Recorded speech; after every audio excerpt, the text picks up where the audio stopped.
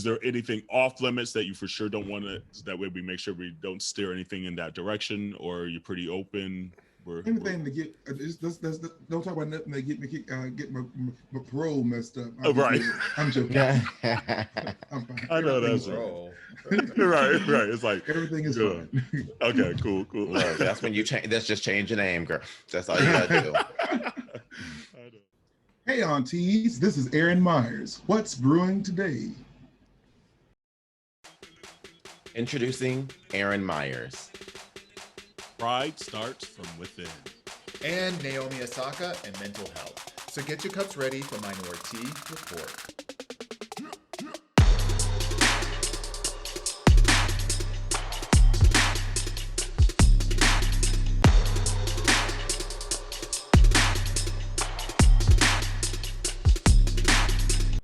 Hey, welcome to Minoritea Report. It's Auntie Kerel.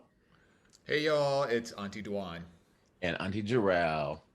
And happy Pride. Hey, we officially in June now. Girl, you looking kind of gay over there, girl. Extra. You look like you might today. suck a dick. I'm just saying. From jump. There we go. Okay, we here. You know, I mean, I've done one or two in my day. Let me tell you, if any listener got a shocked face on right now, they should know better. Or if you listen for the first time. Oh Lord, I know, and hence my voice that I don't fully have right now. Kerel was just out Memorial Weekend, crazy too. But I know I put this shirt on, this hat on, and Cora's like, "Oh, you just extra gay today." Like, honey, it's Pride Month. I'm letting these people know. But you are giving us orange with the cutoff, though, because you don't wear cutoffs. You normally have a whole ass t-shirt on. Exactly, a little bit, you know. Right. Summertime in the A, so it's hot. But community, you know, we've been on a roll of having special guests, and this week is no exception. I'm excited about this episode. I'm excited about every episode, but I'm really excited about this episode because we have, actually, first of all, ask him his auntie name first. So what's your auntie name? Auntie Jen. Okay, just straight up. Ooh. Right? Ooh. Felt the burn in the chest. Huh. Like now, do you drink gin? Mm-hmm. Oh, see, like just on the rocks?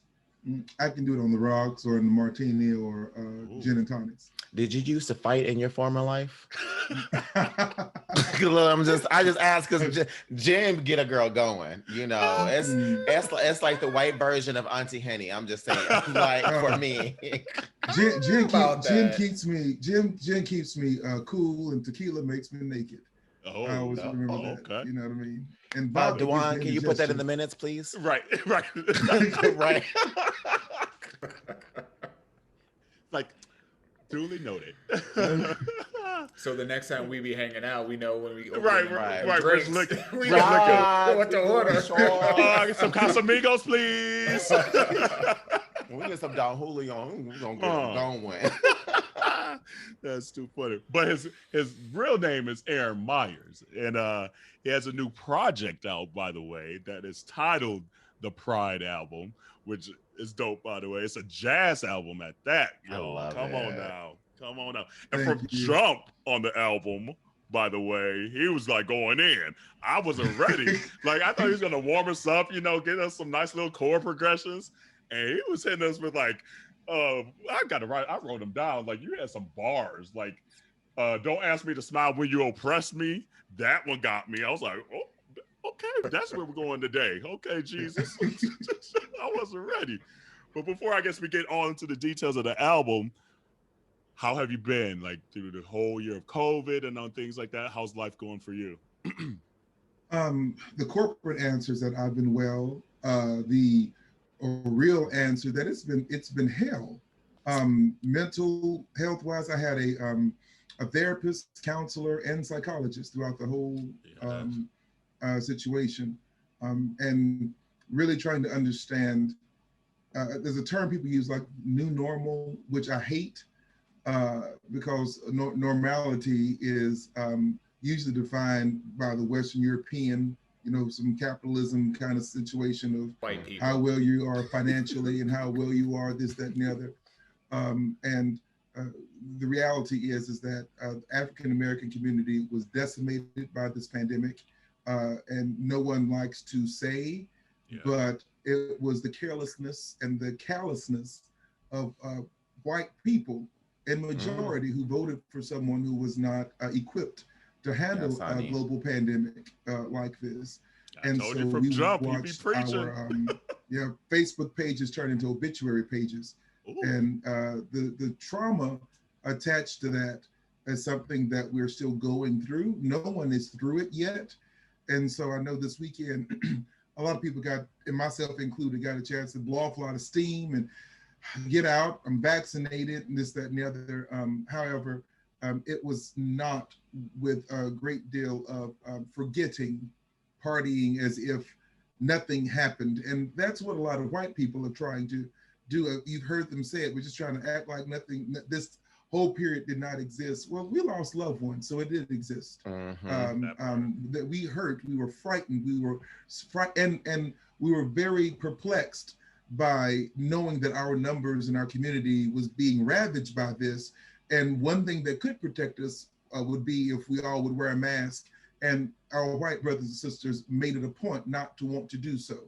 And so the blatantness of not caring for my person, my being, who I am completely and in total, not even some part, in total, was in full display on television.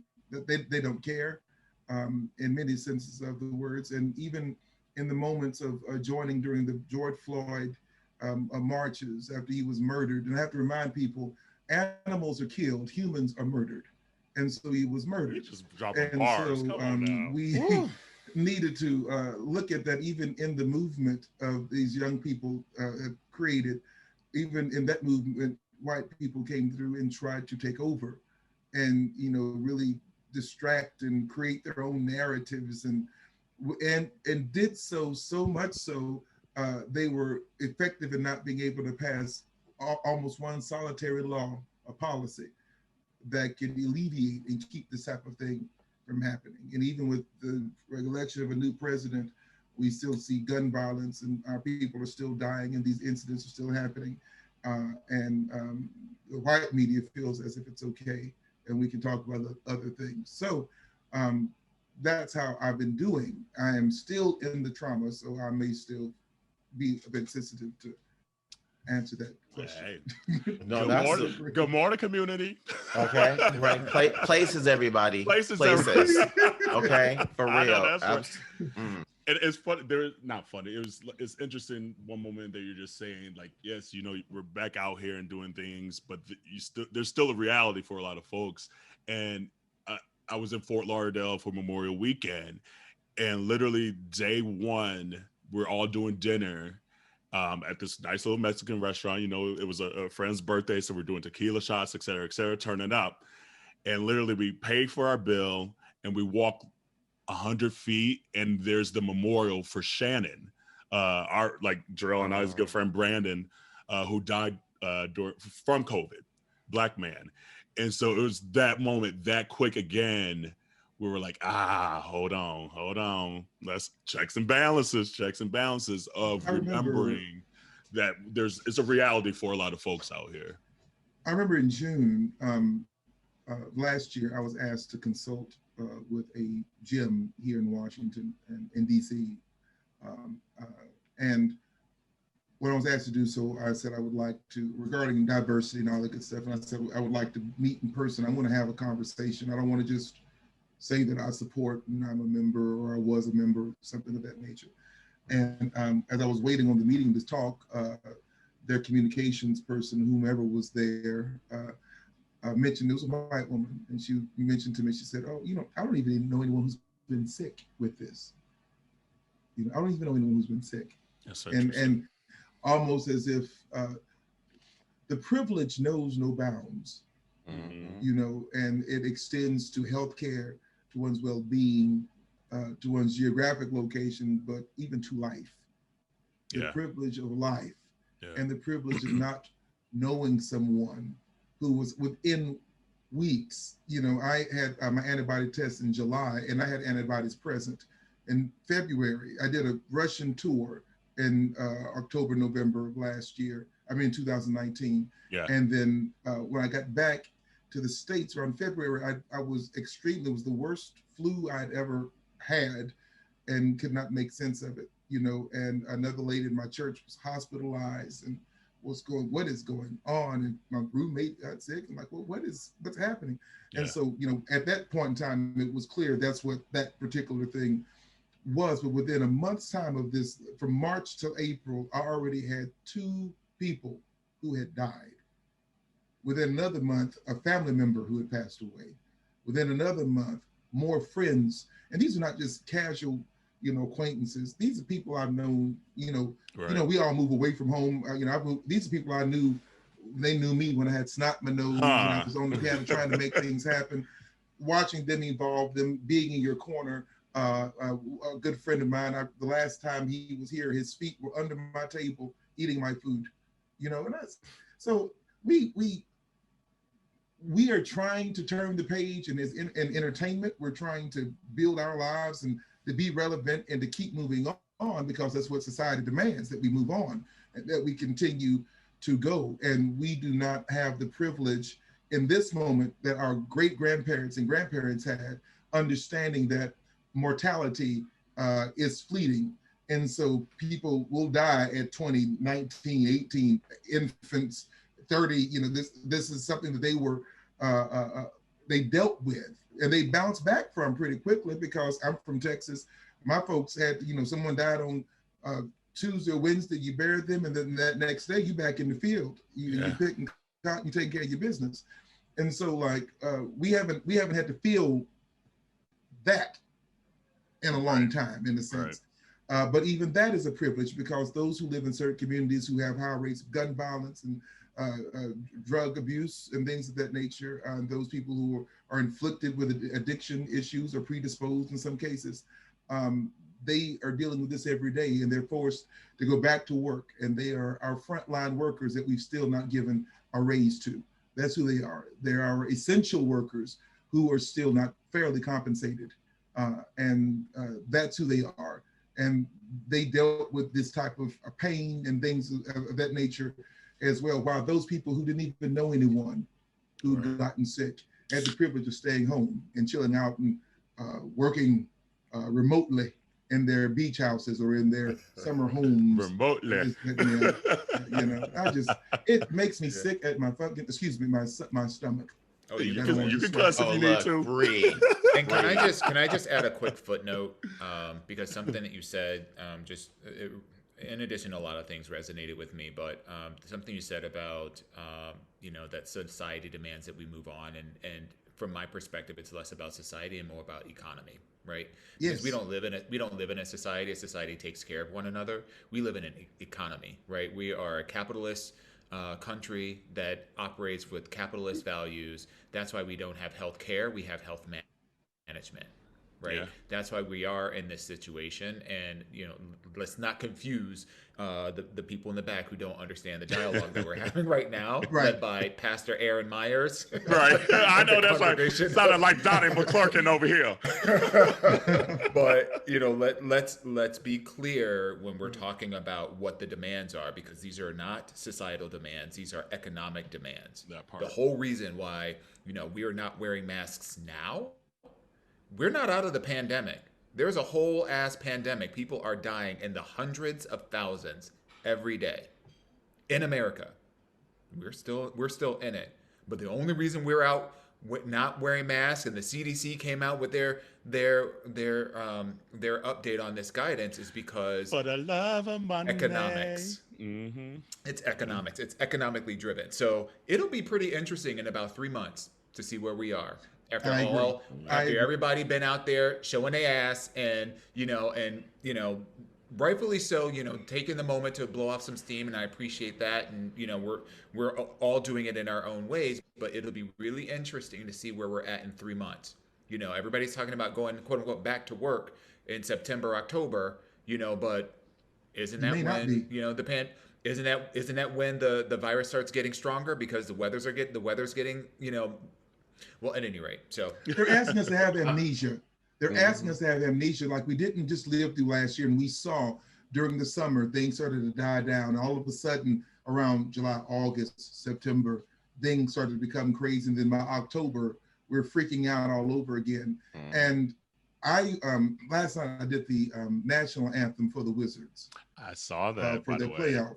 Thank you for the playoffs. Yes. I remembered the words, thank God. So and I like that. I want that jacket and them shoes. By the way. Wait, can I ask a question? Did you say let's play some basketball at the end? No, I didn't do that. I didn't do it. Let's play some basketball. But I was if they had 10,000 people, shoulder to shoulder, inside this arena, and that's under the assumption that everybody you're sitting next to may be vaccinated. And I was aware of people there who were not, and as a person who's in entertainment here in Washington, D.C., they've started to open things up. And we asked a leader effort with the DMV music stakeholders. And we sent a request to the mayor's office and to the council, like, can there be proof that you've been vaccinated? Can we use these live performance opportunities as incentives for people to want to get vaccinated so that they can come out and safely enjoy a show? We want to make sure everyone in the room feels comfortable and are safe. And perhaps this is an opportunity, but under Joe Biden, CDC, the rollout was botched as far as the communication, and things have moved forward. And I feel like I'm in Texas in a sense. And although I did the national anthem last night, things are progressing forward. And as to your point, it's economics at this point. Are we going to survive? Are we going to not thrive? Or what are we going to do? And that's going to implode because the honor system, we're asking people to use the honor system to be honest and to care about other people, but we can't even care about Black lives. So how are we going to ask people to care about everybody when we can't even just appreciate and accept Black Lives Matter? We don't talk about Black queer lives. Okay. Okay. Say a whole word. Come on now. Like word. For real. Like we have like Dawon said, transgender curious where we'll be. Sisters right. Like Dawon said, where we'll be in 3 months, I'll be right here.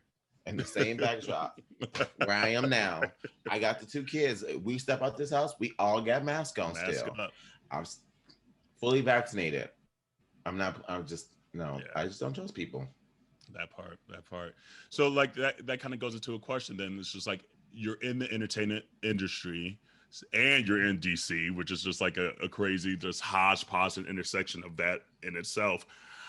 What advice would you give entertainers to utilize your power and your privilege of the light to at least maintain a due diligence of wearing a mask and things like that while still being able to have a livelihood? Because obviously at the end of the day, entertainment is connected to the economy, so it's just like, how do you pay your bills but still utilize your light in a way that's for good to keep people alive? The same way we've always done it. And how's that? As if you're Black. I mean, you can only do your part, not the whole. That's what a nun once told me. And so when it comes to where your level of comfort and your level of mental health capacity, I went to a couple of parties this weekend for Memorial Day. And I'll be honest, yesterday, I did have heightened anxiety and heightened feelings of guilt.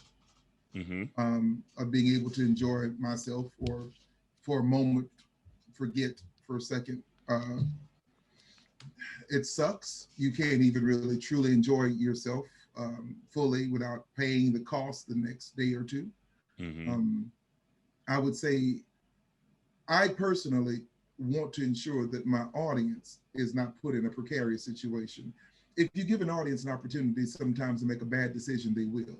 Right. And so you have to lead somewhat by example and encouraging and saying in your announcements and how you speak about your upcoming shows or your requirements or when you're managing or negotiating your contract, if there's certain stipulations to make you feel more safe and not be ill at ease, well, then you should state that in the contract and negotiate at that point in time. But no, you can only do your part in this moment. because there's so many other factors and other people. And if you can make the space first that you occupy, both inwardly and outwardly, safe for you, and then ensure that you're doing all that you can to ensure that space is safe for the people who occupy that space with you, then you've done your part. But that's all you can do in this moment, because there is, unfortunately, there is no congruent or cohesive mindset, thought, protocol, guidance that's coming down from any state, local, or federal agencies that is coordinated to help offer what is a game plan for safe reentry. And no one's mentioned, how often are we supposed to be tested once we've gotten our vaccine? No one said anything to us about that. Knowing that churches want to come back together now, well, the children, the little ones, still are not able to get the vaccine. We can go down to a certain level, but the little ones. So, I wonder how that mother or father would feel. I like how you said the little ones. That's a church word right there. I wonder how the mother or father would feel if they brought home COVID to their kids. We know that they're resilient. And that's another thing. They're saying, oh, well, kids are strong. We've heard that before. We heard that before child labor laws came about. We heard that same thing when it was okay to jeopardize the life of a young person. It's okay to do that. It's not okay. It's at some point when, the week that everything, or the week before everything was starting to happen, I went on YouTube and I looked at every video I could of the people who survived the Spanish flu outbreak. I listened to their interviews, what they said, and they gave us a game plan that had everyone just watched all together and done exactly what they said. We would have minimalized, I feel, the cost of life in this particular situation. But it seemed as if those who were in control really cared more about their equity and more instead of the equality and the quality of life for others and the rest of the country. They protected their own interest, even when the former president was sick with COVID, and he required whatever treatments that he received at Walter Reed, and jeopardized the life of the Secret Service, and so many of the staffers and people that worked around them were sick. And we watched this, and those of us who are in Washington, it's so close to us, and it's right outside. Washington is this big, very small. So you're watching these things happen, and you're watching a community helplessly with an occupant that was not really welcomed by any of us, but lives here, who is doing damage. I was there when they gassed us, when we were marching. I was there, and it was for no reason. It happened twice. So the church was the second time. The first time, you just all of a sudden you smelled it before you saw it, and you didn't know why it was happening, because no one had been prompted. There had been, no one had been engaged negatively, in a sense, with the police force that was there. So there was nothing to retaliate against, know. And then all of a sudden, so you have people who had masks, people walking around with hand sanitizer and masks for others, walking around trying to keep this gathering that we knew was already risky as safe as possible. And then you release an agent, that impacts your respiratory system, knowing that we're in a pandemic that also is impacting your respiratory system. And I immediately sent a message to two council people. What are you doing? Why is this happening? Well, this is not us, this is the president. Yes, but you do have some power here. That part. What you are in office for a reason. And and they did end up making some type of statement from the council. And I think still there was some of our people who actually set off some of those. I don't know what they said. It wasn't tear gas. It was something else that they used. But you saw people removing the mask, just trying to breathe. I was one of them. I was there. And it's almost as if we're being forced, just as we did during the 80s and 90s, dealing with HIV and AIDS. were forced to act like that did not happen. We did not see what we saw, and we're not experiencing what we're experiencing. Same thing when we're dealing with, when I've gone to HRC dinners, and I'm one of 5 Black people in the room, and I'm forced to act like what's happening is not happening. You know, when you're in spaces where you know that you're getting screwed over, cut out of the deal when it comes to contracts, your job, or what have you, and you see other white counterparts or people utilizing their privilege to do this, it's like you're supposed to act like you're not seeing what you're seeing. And the difference that I am seeing is that these young people are not playing by those rules, and they're not choosing to play by those rules. And a lot of us feel as if they're disrespectful or they're not. No, they don't give 2 shits about any of the crap that we felt that we may have had to allow it happen. Although we had no example of any other way to do it, they, with the advent of the internet and with being able to social media, they've seen other ways, and they have no notion. That's why they said flat out, they didn't ask for comprehensive police reform, as what I did. We wrote a bill. They said, no, just defund the fucking police. They said it just straight out. Being nice and placating. I said what I said. Yeah, exactly. That's what they're doing. And they're doing it at every step of the measure. And that's what let me know that it was time to pass the baton. I'm only 37, but it was time to pass the baton, because what I've seen in 37 and experience does not compare. I mean, does not measure in comparison to the hope, strength, and power that that 17 or 18-year-old person feels right now. Because what they have had to experience does not include some of the non-examples I witnessed on how to respond, handle, combat, stand up for myself, speak, balance mental health and your emotional health, and be honest and straightforward about what's going on the inside with you, with yourself first. They're saying there was no Iyanlas, there was none of that stuff on television that they can casually make memes about now. Yeah. We didn't have any of that coming up. And one thing we always say on here is like the one good thing about, luckily, and it's pros and cons, but luckily there's just so much content that needs to be out there. And with content comes an opening of like the doors. Like there's not a white man spearheading the CBS to NBCs and that's it. You know, you can sneak in now and be like, okay, you're not letting me put my shit out there on NBC. I have YouTube, I have Netflix, I have IG. And as much as like a lot of the social anxiety that comes with it, but on the flip side, a lot of the knowledge now isn't literally just held in the hands of a select few. And I think the Generation X's of the world, that's a huge pro for them. There's cons to it, again, like I said, but that's the cheat code now. Literally, the same knowledge was probably always out there, but only a select few people would allow it to be released in a manner that could be received by the masses. I was in Hollywood in 2000. I got to Hollywood in 2004. And when I got there was no Netflix.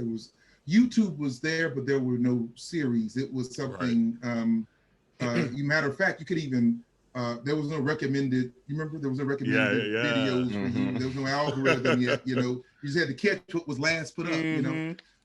There was no Amazon, none of those things existed. And I remember I had gone up, I was trying to get an agent with Creative Artist Agency. And I think it was Creative Artist, either them or William Morris. This is before William Morris and Endeavor merged. Okay. And they were saying that we already have a Columbus short type. And I said, well, I don't look anything like Columbus short. But I had to be reminded that to white people, we all look alike. It's exactly. Yeah. We need a black man about this height or whatever. Right. I'm taller than him. Right. But to them, we're all, you know, well, who robbed the store? Well, he was about this size and he was black, and this that. We all look alike in some type of way. So I remember that, and I look at now the opportunity that you've seen shows that were first on YouTube now moved to Netflix, now getting network deals, and you see shows. Black queer Samson McCormick just put out a show, and I'm so proud of him. I was here in Washington when he did his first taping of a comedy special at the Howard first Black gay person to do something of that nature. And so you're seeing people where doors have been closed to us before us being able to, like with Amazon, like the book I have coming out this month, June 10th, everybody. By the way, Tall Tales, Lessons Learned. There we go now. by the way. But with doing that, you didn't have Amazon for you to self-publish. You were trying to find a publisher and trying to find someone to have faith and strengthen you. You didn't have the power of really testing out your own network. When I was doing this album, I started out with pure intentionality, something that I had not done. And this pandemic gave me license and to do so. In talking with my therapist and wondering where this anxiety was coming from, I had an uncontrolled and unreasonable fear of just death in general. And a lot of people live with that. It's when nobody wants just to die. I'm sure a few people who have no problems with it or never had. I'm not one of them. I was frightened to death. I had to really examine why. And for me, I was raised in an intergenerational family where I was caring for older people for a long time, I guess you could say, and where a cold could mean their death, or a fall could end everything. And so there's a certain type of anxiety. You're always trying to see how we can avoid that terrible end to a degree. And once we realize that, well, death is something that, you cannot control, you have no control over it whatsoever. And so, well, then what is it that you really fear? And the fear you do have is the fear of not having control. So in that moment, you have then the option to really focus your attention on what you can control. And then we had to look at that as far as my music. And that's how this album came out and how I was able to do this album and really to wrestle and kind of be okay with the fact that I will miss this world just as much as I did before I entered the world. And understanding how those two things correlate with one another. And how you can focus your attention purely on what you need to do. Trying to put out this album as an independent artist, I went through all the channels, this, that, and the other. And I started about July, August, I guess you could say, of last year. And I set out, I said, well, how much money do you need to do this album? And I said, I'll need about $22,000. And I didn't have that in the bank. But with intentionality, without GoFundMe, without any of that, I raised almost $25,000. To make sure this album could happen. And I was able to get a Grammy award-winning team as my production staff to make sure that could happen. I was able to really walk into the spaces I needed to walk into, not just demand what I wanted, but to offer something in exchange, which is money to make things happen. And I had a meeting with a PR person, and I won't say her name. She's pretty, she's well known. And we discussed what could happen. And she said, well, I can take your project on for about $4,000 a month, which isn't uncommon for some PR people. They wanted a 3-month retainer. Yep. And after I got off the phone, the Zoom, I say off Zoom with my consultant, the rotary and I were talking, exactly right, hello. But he was like, Aaron, if she could only get one thing done for you, what would that one thing be? And would that one thing be worth $4,000? And it was the question that I often have had to been faced with when it comes to PR. A lot of times we say we won't like some PR, we're not as specific. We're very ambiguous about what that PR looks like. And so she made mention, she said, we can get you maybe into NPR and maybe a top 20 newspaper. So we made a list of every publication I wanted to be seen in, every video or television, whatever, magazine, this, that, and the other. And we began to create I hired someone to get the most recent bylines that we could find, created our lists, and we began our PR campaign. I got the wire and put my press releases out. And as we released, on my release day, we had secured the interview for a top 20 newspaper. We were on NPR. We have been considered in all the national magazines and trades that regards my genre, which is jazz. And she easily could have done that exact same thing, and I would have paid her $4,000 for it. But I did it myself, knowing that I'd been specific about my intentions, about what I wanted, not ambiguous. And I had to think about that moment and how many other areas of our lives have we been so ambiguous about the happiness of whatever we're trying to achieve and what we want to accomplish. And we have just ceded and given our power away in so many other cases, feeling that giving that power away would then somehow fill whatever void we needed to be filled, or so give us some type of happiness. And it doesn't happen, then we're perplexed as to why. So I felt very good with this release, and we're going to be submitting for the Grammy on July 13th. No, that's and we're right. ready to rock and roll. And that's literally awesome. The same passion is, you feel it in this project, by the way. Like literally, that's why I said up jump, I was like, oh man, I wasn't ready from the jump. Like I heard jazz album, I was like, okay, I'm gonna set me a little move, maybe clean the kitchen or something. Nah, Playboy, I had to sit down with this one. New Jim Crow was the one that on the project was the one I wanted to, I needed it to. There's a visual album that goes with this, and if the listeners are listening to the Pride album official video on YouTube, you can see it for free there.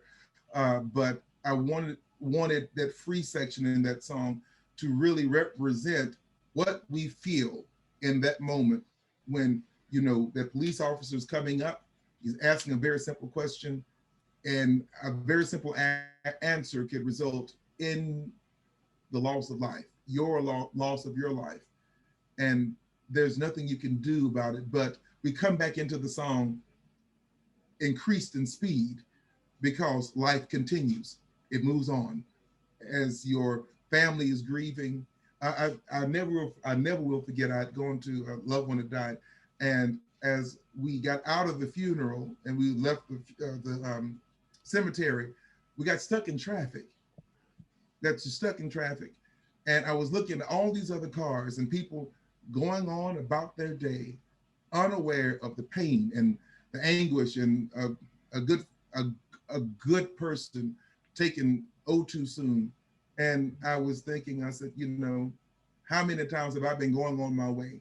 Absolutely. And someone else has been going through the same type of anguish or something of that nature. So I wanted this album to show the complexity that we have as a people and to be very specific about it. I want white people to resonate with it, of course, is that the other, but I'm speaking from my experience as a Black queer man in these United States with the history of dealing with the church and this, that, and the other, and dealing with jazz and being bi and trying to manage whatever that is for me.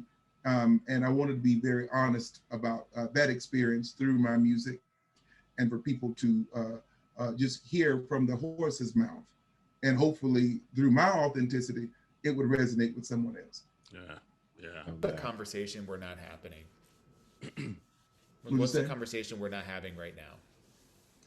Well, this is Pride Month, and everyone's talking about Pride Month. I've been in Pride since last week or so for Black Pride in Washington, which is the oldest Black Pride.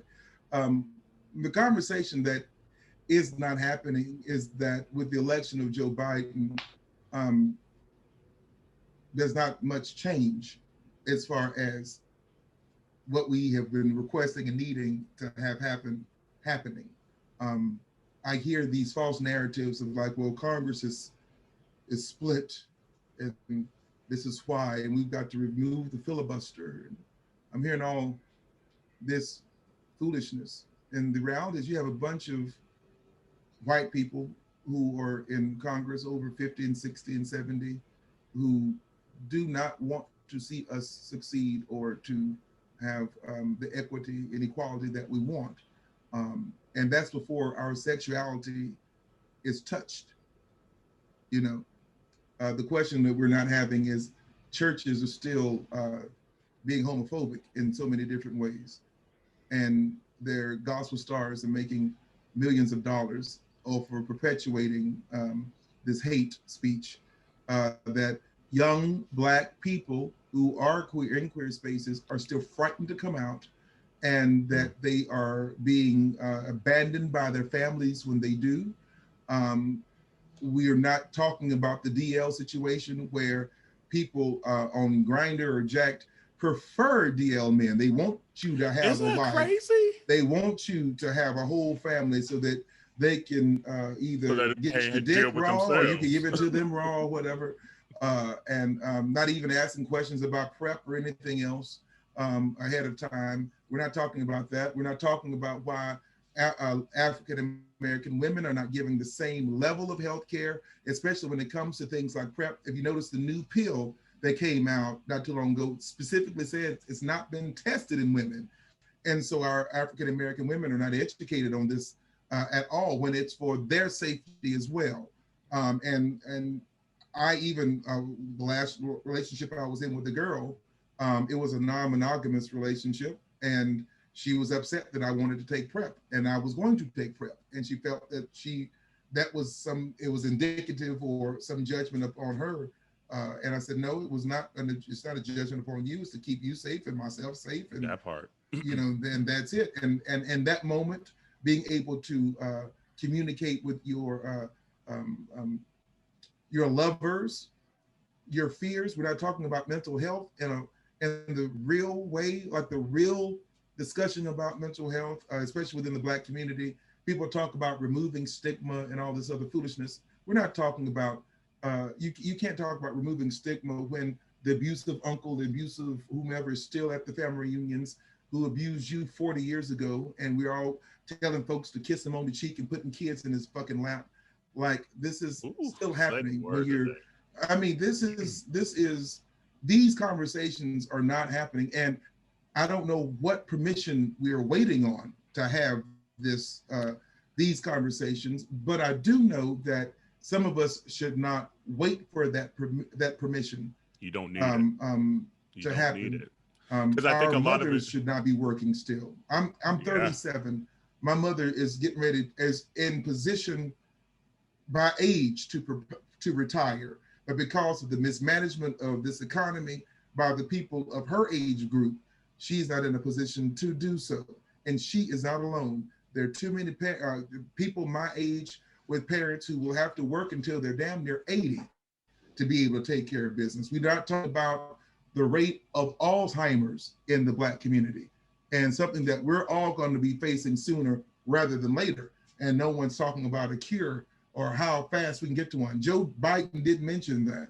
But I mean, these are conversations. Why are children, I love my grandparents and I love my family. I have a beautiful family, and I could not be blessed with a better one.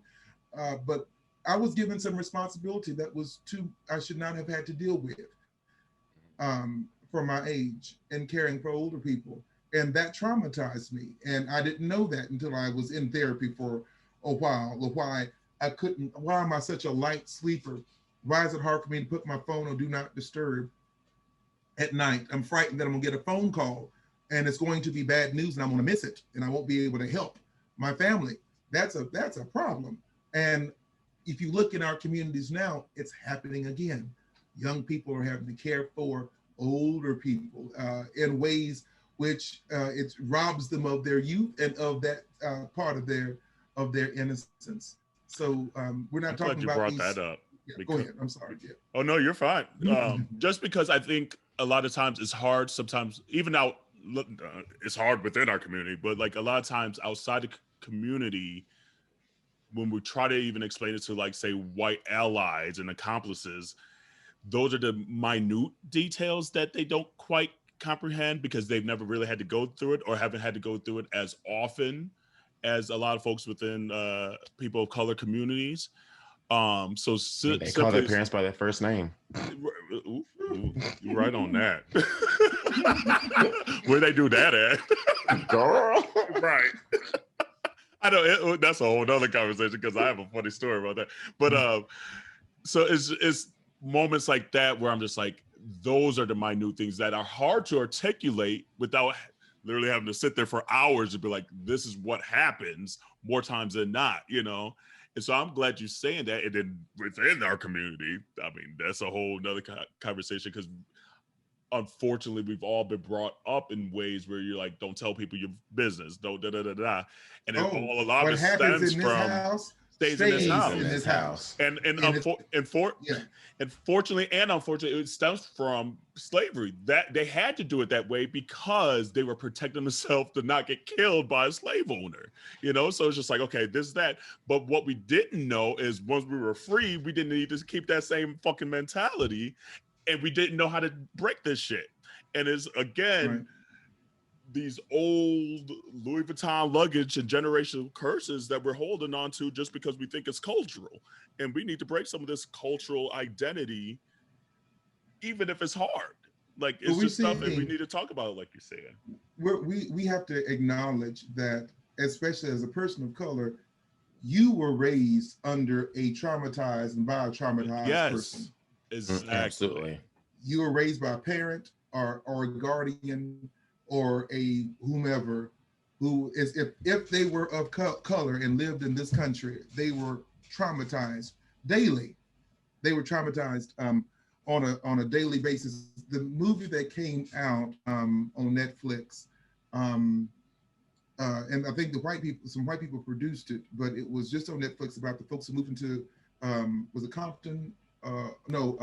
Yes, it was Compton. It was Compton in the 50s. What's the name of that? Oh Lord. Them? I don't know that. Them. Mm-hmm. Them. So I watched that movie, and that movie helped me understand my grandparents and my mother. I'm gonna tell you why. I often, if you think hard, and if you're a person of color, if you think hard to that moment you snuck up or stumbled or observed your guardian, your grandparents, your mother, and they seem distracted. Go ahead. Pause for just 1 second. For everyone that's listening, Them is a movie that is on Netflix that chronicles a family who had trauma that forced them to move from North or South Carolina all the way out to California, Compton, California.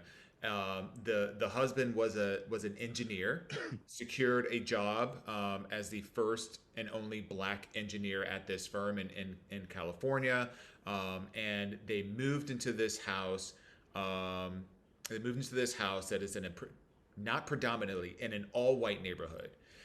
The subtext of that was the impetus of predatory lending that specifically targeted Black families to infiltrate these white communities, forcing white individuals to move out of those communities, knowing that these individuals would face such hardship that they would either pass away and then the bank would reclaim the property and then sell it to somebody else for some more money, or they would leave the property and foreclose, and then it would have a detrimental economic effect to those particular families, and then another person would be moved in. And meanwhile, while those Black people are moving in, the white people are exiting out of the neighborhood, which is also depreciating the value of these particular properties, where they're then being sold to other Black families all throughout the United States on the promise of a better life. So the movie in and of itself is an expose with some supernatural overtones, but an expose on... That's the part. What you're saying, that part, the demons that they were facing. I don't know if you ever remember seeing your mom or your guardian, your grand, distracted. And it's almost as if they're talking to themselves, or if they're not all, or they're just trying to, I think as I've gotten older, I'm like, well, they could have been thinking about bills, but seeing that movie, thinking of the trauma they saw growing up in the times that they grew up, you can't forget that. I've recently been on, did the Ancestry DNA during this time. And I even did the research. I found the family that owned my family in Texas. And I had a Zoom call with the descendant to discuss that. Knew more about his history than he knew about his own self. That's the privilege he had. And in doing that, I was able to learn so much about my family, but then I had understood why so much had not been passed on. People fled. People talk about this great, they said it in a nice way, the Great Migration. Right. These people were running for their lives. Exactly. Literally. It was the Great Marathon. My That's God. what it was. People would grow up, they would pick cotton. My grandparents were sharecroppers. You know, they integrated. Brown versus Board of Education happened in '55. I know that this where I grew up, the school didn't integrate until 66, 64, literally. 66. And then town next over wasn't until 71, I believe, or 70. My parents were born in '57, and my dad said they did not integrate until I think he was like high school. So whatever age you are then. And then he said even then they found ways to still keep the white people out.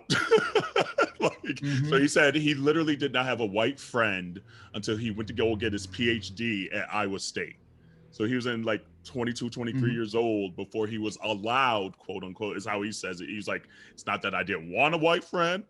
Like, he was like, it is what it is. He's like, they just did not allow me to be surrounded by white people at all.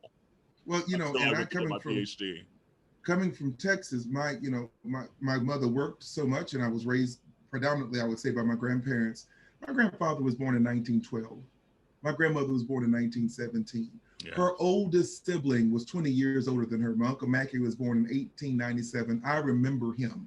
Yeah. And I remember my grandmother would tell me stories about her grandmother, and her grandmother would be cooking, or her grandmother was a jokester, and her grandmother, in story after story. And then, in doing this research, her grandmother was a slave, had her first 2 children in slavery. Yeah. She upheld the hand of someone who held the hand of a former slave. Yeah. And we're asked to act as if none of this stuff has happened. When my grandmother was humming in the kitchen, and when she was perplexed or seemed distracted, she had to be recounting, some things that she had seen. My grandfather had to be recounting some things that he had seen. My mother must be recounting some things that she has seen. And I think of that, I'm like, we were raised by traumatized people where the trauma never was lifted. No. No. And they were trying to make sense while being constantly distracted by all of these outside forces going against them. And they were trying to wrap themselves in their faith, knowing that their faith was in somehow, some way going to get them through, while still not even giving them the fullness of freedom that they needed to have. I mean, can you imagine that's why we stayed in church all day on Sunday. That was the one place they were going to shout, they were going to cry, because as soon as they left the church, they were talking about the devil's busy. Honey, let's call a spade what the spade. That's the old saying. Let's call a spade what a spade is, right? These white folks are going to be crazy when we leave out of here, and I don't know if I can take it. That part, right? And we hear so many. I don't know. I don't mind being forward about this, but there were mental health challenges and issues in my family, and I know that it was triggered because of this. And we all had that uncle, that aunt, or that grandparent who was suffering and trying to maintain some type of way. Why? Because this trauma was being re-inflicted over, day in, day out. And it was not a trauma that was optional. Either you eat or you don't. Either you care for these children or you don't. So I've got to go through and deal with this racism, deal with this, that, and the other. And we won't even mention the factor of queerness in that particular. They didn't have time. They had plenty of time, but they didn't have time to even fight to deal with it. They didn't have no more energy to fight nothing else. There was like, honey, like they're literally trying to choose the lesser of an evil day by day.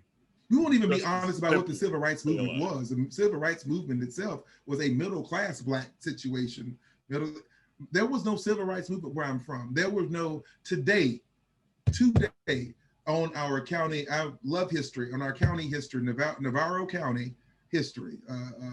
That's a cheerleader team, ain't it?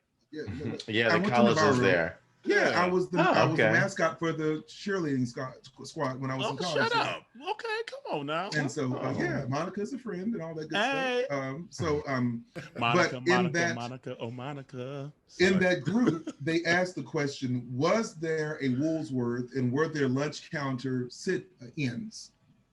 And all these white people were answering about. I think it was on Beaten in second or this, all this other stuff. No one, such good times. And this one white woman had the vulnerability to say, I remember there were it was a hot ass day. There were 2 water fountains. There was a little girl who wanted a drink of water. I picked her up and I let her drink from the white fountain. And this gray haired white woman came and slapped me and told me that I should be ashamed of myself.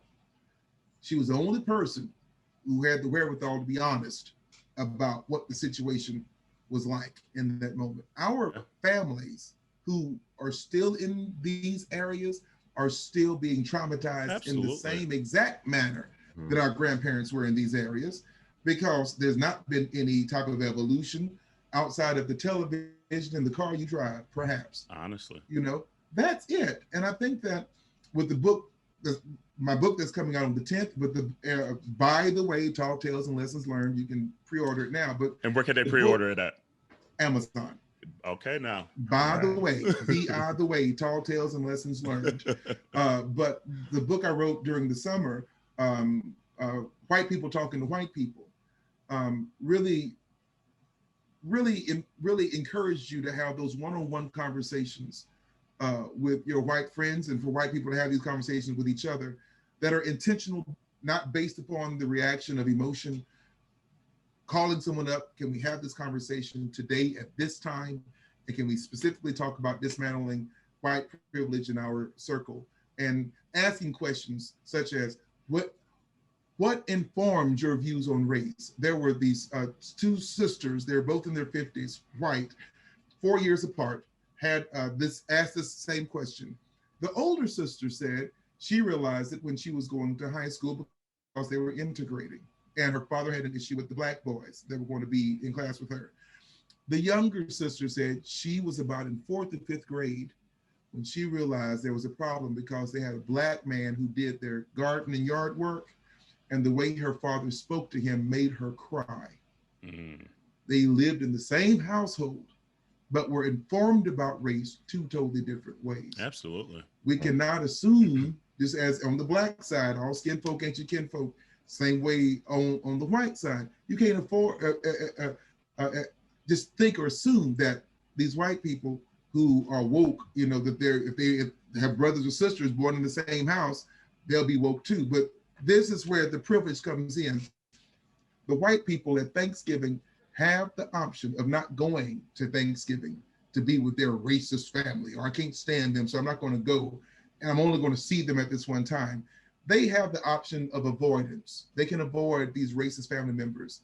When we meet these racist family members, we meet the worst of them, and it costs us our lives. Yeah. So we need them to have these one-on-one conversations and to start being real about our own stories and to stop sugarcoating things. That's why I wrote the song, Don't Ask Me to Smile. Don't ask me to smile, because there's a presumption that the smile that we have used as a people for so long to mask pain, to mask anger, to mask confusion, to mask fear. Well, the people who are inflicting the pain are aware of that, and now they're demanding that we smile while that happens. Right. And there's a group of younger people who have not been raised around that, and they're not doing it now. That's why they're tearing up half of the streets when they march, and I don't mind it. Me either. Get all of them Louboutins. Get all of them. I don't mind it. But okay, before we get to ask your aunties, because we can listen to you talk all day. Why jazz? Why not any other? Okay, how did you get into jazz specifically? You sing. You don't sing to your equity. You sing to what you love. And I was born and raised in the church, so I know gospel. But gospel is my heart. Yeah. Gospel is going to always be a part of me. I don't think, but it's not my. It's not gospel jazz as it is. yeah, exactly. The father of gospel music is Thomas A. Dorsey, was the pianist from Ma Rainey. So but when it came to jazz, I needed a type of music. I'm not a first tenor, so I'm not up there. Like all the boys now sing is with the alto range, and I'm not that person. Yeah. I liked Nat King Cole. I have an old soul. I like the music, but jazz is one of those genres of music that gives you the opportunity to, through your music, speak truth to power. The United States government uses jazz as a diplomacy tool. So, I mean, like I said, I did a tour in Russia. That tour was a 20-city tour that I headlined on my own throughout Russia while we had an adversarial relationship. Okay, stunt if you want to now. That's, you know, that's okay. Come on, stunt. You know, that's a big thing, you know. And here in Washington, I've been very privileged.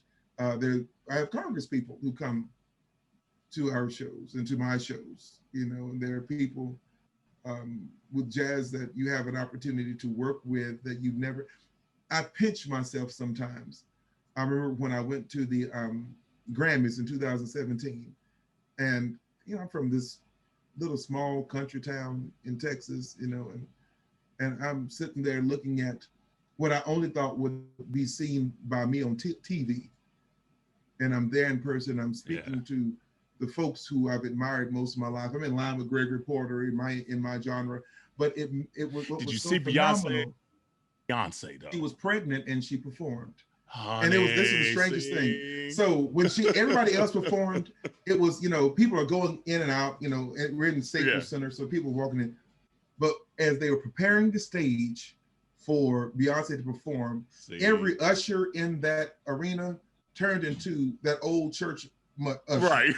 Lady church. Spit your gum out. Getting on the dome. Yeah, get on the dome. She stop. Wait a minute. Ain't no walking right now, please. Like no walking. You know, don't you see them preparing the way for her? No, you need to stop. Is it emergency? Do you need to pee? Right. No, you don't. Really go there and sit down. Where's your mama at? That kind of thing. So like, you know, that's what was going down. But like, I know that the day before I was at a nominees party for world music. And I'm on one side of the room, and Chuck Ebert, the producer, was like, "That's Aaron Myers over there." And I'm like, "What? This guy knows me?" I'm like, "Oh, are we going to this party? Hey, come with me. You're gonna get in my car and get a big old Cadillac." I'm like, "Oh crap, this is," and knowing that this music has given me an opportunity to have my name known in some circles, for me to be put in some circles. I did not have a love for rap, so I couldn't say that. I don't dislike it, you know, mystical, you know, love R&B. Exactly. I'm from the South, right? So like I'm a certain age, you know, so like R&B, you know, and neo soul, D'Angelo is what showed me, who helped me understand who I really was. Honey, you know how it feels. Girl, he's a good God for that video. That one, I did, because, you know, I always tell people I don't have a coming out story. I didn't see it. There were no gay people where I was raised. I didn't see them. Yeah. There was no question about coming out from where and to what. We didn't even, my sex education and school story moment was this. We all, in 6th grade, all the boys had to go to the gym, and we had a coach who was going to, and the coach just so happened to be the pastor of the Church of Christ in town. And he said, "Well, you know, the girls are starting to get emotional, so you boys be more kind to the girls and quit popping them bras, and some of you can stand to have some deodorant. Let's go play dodgeball. Let's go play dodgeball." That was the extent of that. And it's a wonder that I don't have HIV today. My first experience was unprotected in a bathhouse in Los Angeles. Period. And I didn't know any better. I felt that I couldn't get him pregnant. That's what we're doing the whole condom thing for. So there's nothing to fear there. And it was in 2004. And so in the Army, it was don't ask, don't tell. So we were, and if you found out, you were going to be dishonorably discharged. Yeah. And so there was no education. And I remember some folks wanted me to do American Idol. And there was no way in hell I was going to do that and be crucified by my own community. As I got older, I knew that it was something that you didn't want to be if you could help it. And nobody was there to guide me, especially as a bi guy. Nobody was there to say it's okay I had this one white guy in West Hollywood who told me, well, now that you realize that you have same-sex attraction, you need to leave all women alone because you don't want to hurt them or confuse them. So you should just stick to guys. And I'm like, yeah, but that girl's making my dick hard. Not right. Right there. Right. It's what I would like to do. And she looks like she wants to do me. Right. And if I buy her one drink, we're going to be fine in this moment, right? And so nobody was there to teach. The only fortunate thing that I had, and I go back to this, I was very fortunate to have a loving family where I knew that their love and support of me was never in jeopardy, no matter what I chose to do. And that's it. And I'm fortunate. A vast majority of, I would say, from the stories I've heard, don't have that luxury. No. And so there was never a need for me to, I have something to tell you. No, I think this one person called my mother and said, I think Aaron's gay. She said, what does it matter? It's Aaron. And that's the extent of that. I've never asked what anyone has thought about it because I don't require their approval. Okay, now. And so there's never been a thought that I needed to do ever in life. For those that are listening, though, that have had like a hard time, that's why we preach a lot of times on here, chosen family, especially in the Pride Month. Find your chosen family. You need to find those family that are going to support you during this month, especially if you're still in the closet. If you're listening to this, we're your chosen family. We got you, boo. Like, come on out. Hit us up in the DMs and things like that. But if you don't have that loving, supporting family, definitely find a family that will support you at the end. I think first though, you have to, and I think this is something that really helped me a great deal, is that you need to find the capacity to love yourself. That's very true. Really have to find the capacity. You really need to find the capacity to love yourself, because the road that you are going to go down is a road that requires a lot of love from you. That's true. Your empathy level opens up in a different way once you enter into the fullness and the truth and authenticity of who you are. And if you go down that road empty, especially on love, you're going to be seeking validation. You're going to be seeking approval.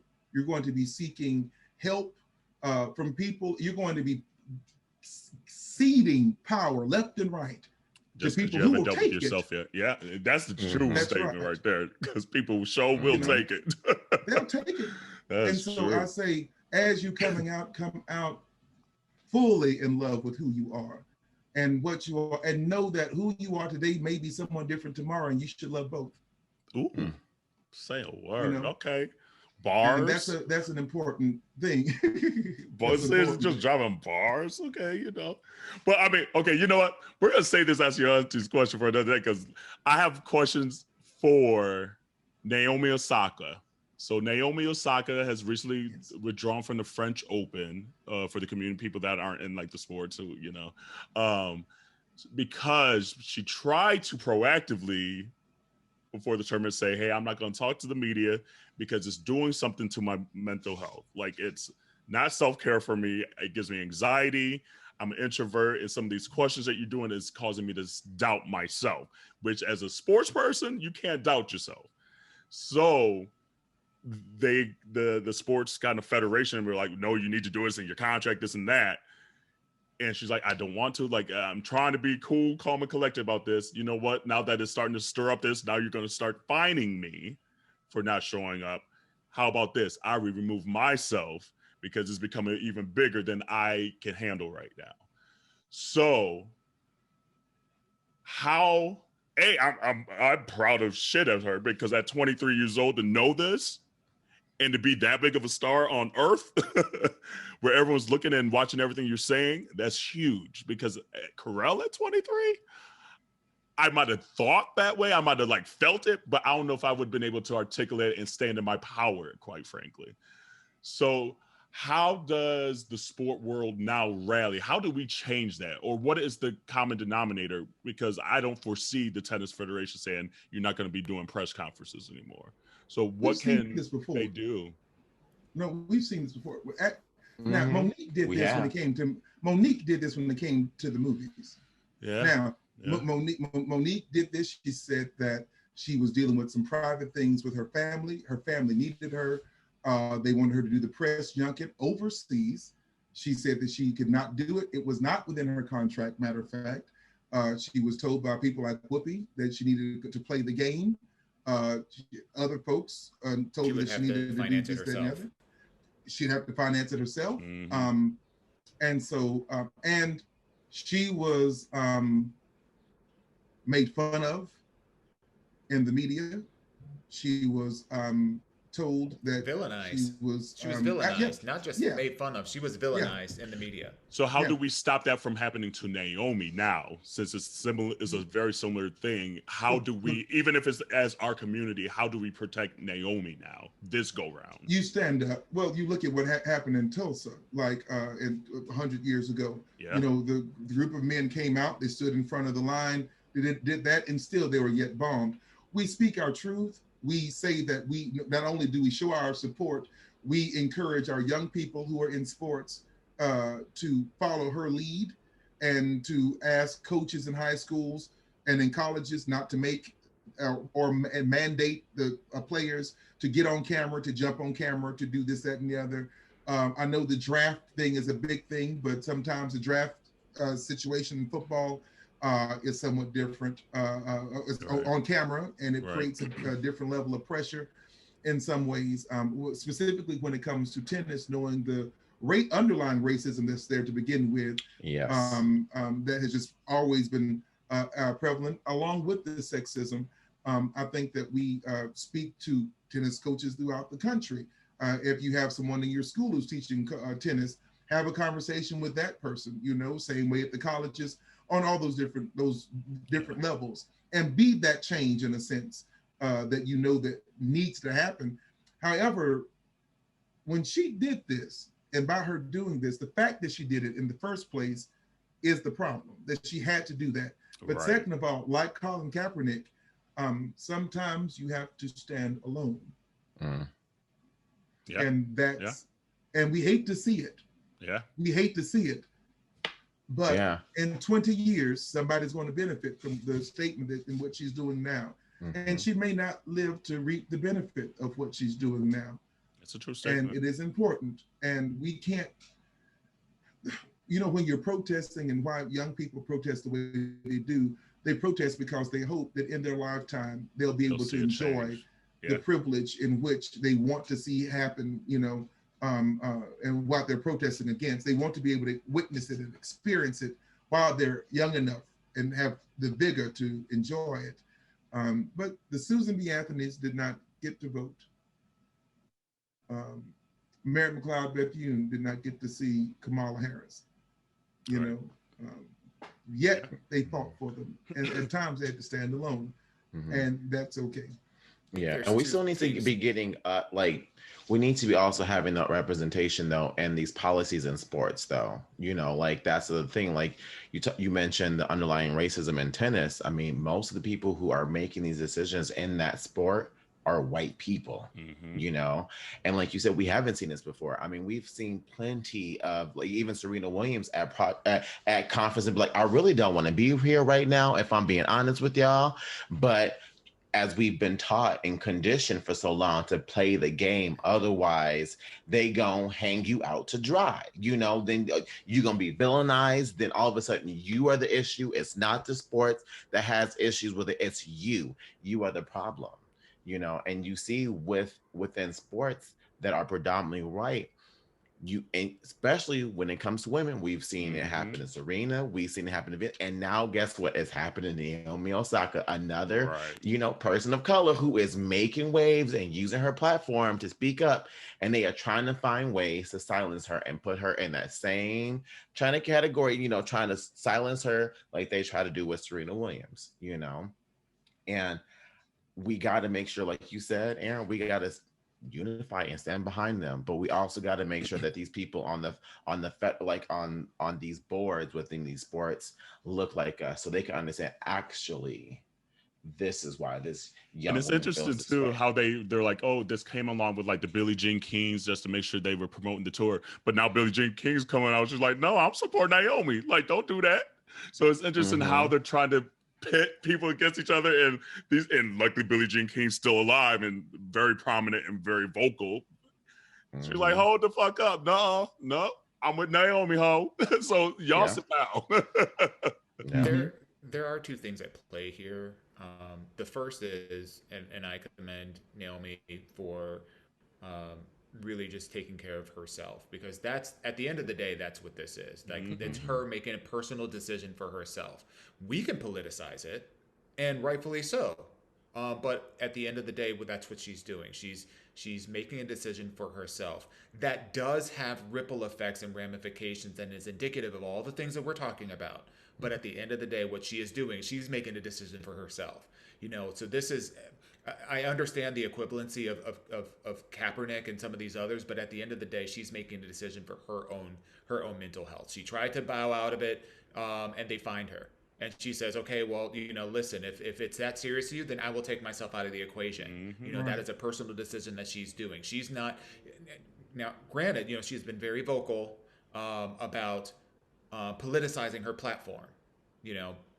I don't think that this is one of those instances, but I think that it's rightfully so that we capitalize and politicize this on her behalf, because mental health, as we've been talking about through this all today, is the unspoken killer of dreams, passions, the ability to pursue your own sense of happiness. And it's rare to see someone who's performing at the peak of or what we perceive as the peak of their career, to also be vulnerable enough to say that that I'm also dealing with things like depression, that I've been depressed ever since I won the Australian Open 2 years ago. So it takes vulnerability and it takes courage to be able to admit that. And it also takes, vulnerability and courage to say, I'm going to take whatever steps I need to take to make sure that my mental health is paramount, over, my financial gains, over my participation in this tournament, over all these. Or my Grand Slam career. It's a Grand Slam at that. Like, that's the thing. It's like everyone's career gets based on Grand Slams at the end of the day. And she's in peak form, like you were saying. Yes, maybe the clay isn't her best surface, but she's 23. So she's in peak form and getting better. Let's put it this way. She's a draw. She's a draw for people to spend their money to come see her play. And that's what I'm saying. So the fact that she's not there. That she took herself out of that, and for the career of it, shows how seriously she's dealing with herself, which, I like you were saying, give so many kudos, because she could have been like, damn, you know what, but I need number 5 because I know Serena got number 5 at this. She could have done all that stuff. Oh, I got the sponsors. I got Nike. I got the, She said, nope, time out. Let me put it on my notes on my iPhone at that. Like, it ain't going to be this grandiose press release. I can control the narrative. Like we were saying earlier, we have access to all this content. I can control the narrative. I'm going to say exactly what I want to say since I'm introverted. See y'all later. I love what she said. About you can take that $15,000 fine, and I hope you donate it to a cause that specializes in mental health. That part. She's like, the ball's in your court now. But I did hear, you could hear some of the trauma in her language. She was trying. Oh, for sure. In that speech, she said, I know I shouldn't have. We have the cool journalist that I do like. Yeah, she's trying to smooth it over a little bit. You can see that she's trying her best to manage this, and she said in so many terms, I have social anxiety. I'll wear my earphones so that I can tune things out. She was not looking for a whole bunch of attention in a sense, this, that, and the other. And so, how we support her, I hope we choose that both and thing where we're making sure the young people know these are your rights. Mm-hmm. You do not have to do this if you don't want to. You can play this sport, and then if they want you to do something extra, negotiate it in your contract, and this is how you do that. And so on and so forth, empower them. And then knowing that we have power to talk to school boards and so on and so forth to say, I want this to be a mandate that this does not happen, and we are protecting our folks in this type of way and demanding it, because the true change will be seen in 10 to 12 years. Once that's become a normal, when someone is grown up into the sport, not knowing anything different, right. And that's what happens. And this is why we have such strong young queer people who were born or came of age after 2010. Yeah. That's why they have that power, because they didn't see what we saw. Yeah. And they don't have to see what we saw. And we don't need to make sure they see it either. That's another exactly, thing. For our own ego's sake. Right, exactly. I mean? Right. It's like, we don't got to tell them, that part. Stop passing on trauma. Leave that. Yeah, exactly. Erykah Badu said, leave that baggage at home because you're going to miss your bus, honey. And don't make them lose theirs. Don't make them lose their bus by trying to give them all this other requirements. Their Tesla and all that shit. They Mercedes-Benz and shit. Come on now. I had, there was this guy, we can be transparent here. I was sexting with a guy. Okay, and, now. And this guy. Who hit up who? Now, he's hit up me. Okay. Actually, he hit, yeah. But I was sexting with a guy, and but in the video he sent me, he was taking some dick. I said, oh, you bottom was strong, baby. I got all the respect because I could do that. Thank you for appreciating us. Yeah, but you know what he said? He said, oh, don't call me that. Don't call me that. I'm not. I said, well, I've only seen this video of you. You taking some good. So I don't know what to make of this. Taking the good, and girl. All of a sudden, all of this crazy associating masculine and feminine strength, weakness, and all this toxic crap, and just and like one text message, he sent it to me, and I'm like, ooh, I just got to block you now, because although it looks great, I do not have time to even and to deal with the type of trouble that you want me to. Right. Sometimes we feel the only way we can bond is through trauma bonding. Exactly. Let's compare trauma. Yes. Yeah.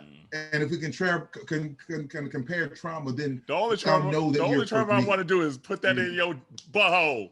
Like, just shut up. It's like, just shut up. That's the trauma I'm trying to inflict on you right now. Just hush. It's like, damn. Like, I know you wrecked, but I'm trying to wreck. Now we gotta block you, and your ass was looking good too. Damn. Delete. Is that Lebuticus 7:25? Yeah, Lebuticus. That's our next chapter. Write that one down. That's our next chapter. That's 7:1. Lebuticus. Okay. It's like, damn. Come on, you just ruined it. Yeah, we have an ever-growing book of scripture called Lebuticus. So I got you. I should have looked more into it. I know familiar scripture though. Yes. I'm familiar with some of the scripture. Yes. You might be familiar with this scripture. You missed the sermon that Sunday. Watch your legs, watch your ass. Exactly. Come on, right? That's Lebuticus. What the young people need to learn about. Young people need to learn about that. Well, Aaron, we can talk to you all day. Tell them where to listen to your album. What's the name of your album again? The latest one, I should say. The Pride album. Yeah, the Pride album. The Pride album. Because you got you can listen to it on all streaming platforms, Spotify, Apple Music.